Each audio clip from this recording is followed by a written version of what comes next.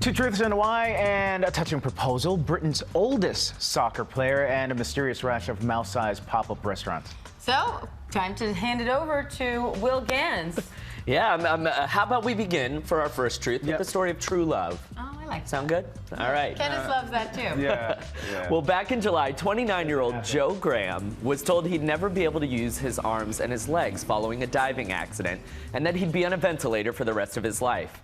But while he was in ICU, he also found out that his girlfriend Tonya was pregnant with their child, and that happy news inspired Joe to work extra hard with his rehab team until he was able to do that right there, propose on bended knee without a ventilator to his girlfriend.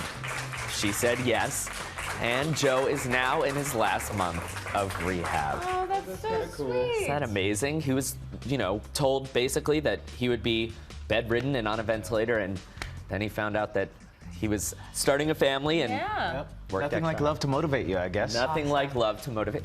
You should. Wow. Look at you. Are you channeling No. Do you feel a little something beating in the center of your chest? Still steel. All right, well, next up, if you guys are looking to build up the roster for next season's soccer team, I promise that no one has more experience than Dicky Borthwick. That's because he's been playing since 1947. Yep, the 81-year-old from the UK needs a new soccer team after his former one folded.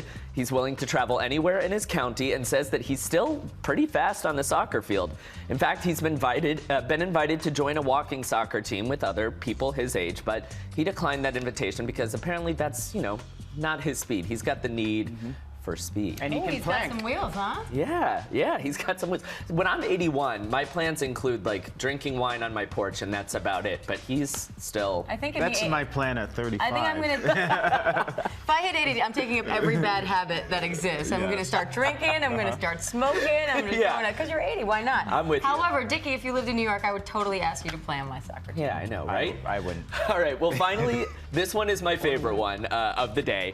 I'm not even gonna ask why. Just enjoy these tiny mouse restaurants that have started popping up in a town in Sweden. The stores are roughly 25 by 12 inches and are fully functional. And I know what you're thinking. Is that actually a real baguette in the window that you're seeing back there? No, it's just nuts that look like baguettes. They're so cute.